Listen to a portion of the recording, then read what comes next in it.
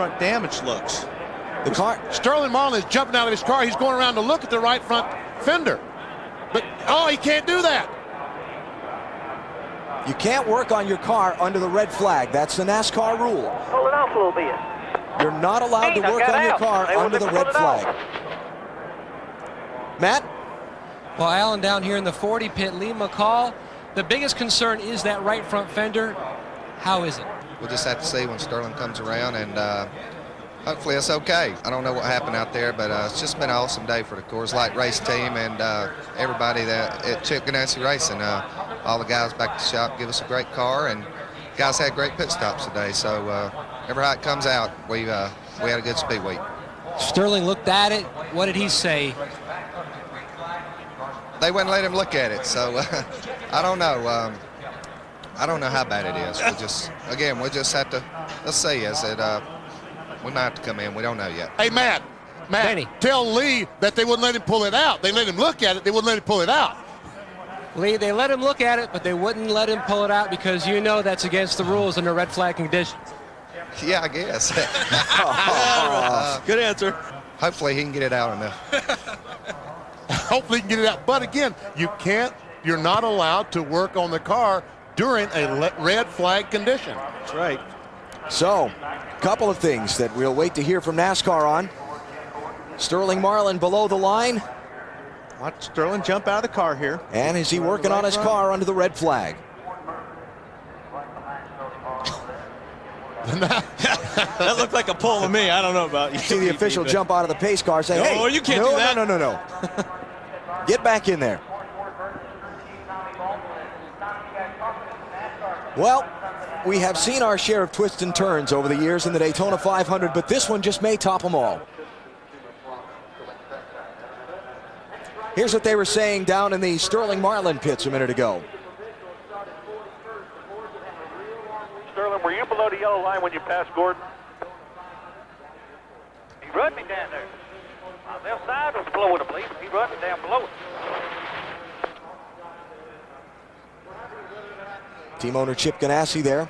And that was honest. I mean, that's exactly what happened. He had his left side below the yellow line when Jeff Gordon tried to... at the tail end of the longest line, Glove. All right, they just made the call. The longest line or lead lap?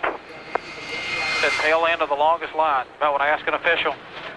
That is the message being relayed to Sterling Marlin from his team. For what? There is only one line. Under 10 laps to go, there's only one line. So they're saying that he's got to start all the way at the back of the field. Is that right, Wally? Yep. And what NASCAR's determination on this deal with the yellow line is, since the yellow had dropped, they say that what was happening was the 40 car went down underneath the yellow line to avoid the accident. He was not gaining any positions. Okay. Well, they decided that he, as the wreck was happening at the start-finish line, the 40 car went down.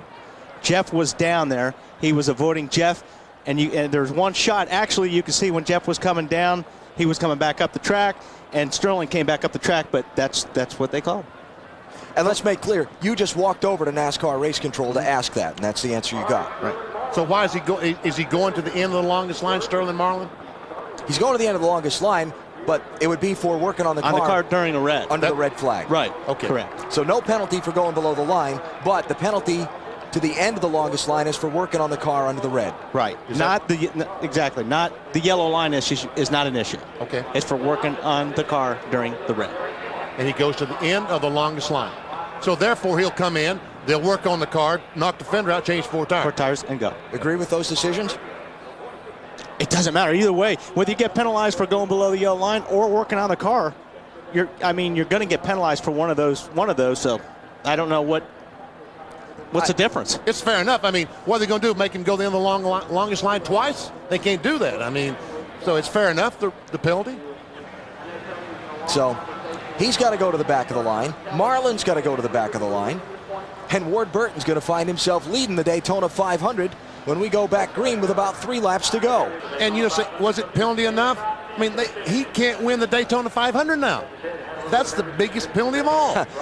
I'm going to tell you what, after what's happened over the last hour or so, I'm not going to make that statement with you, BP.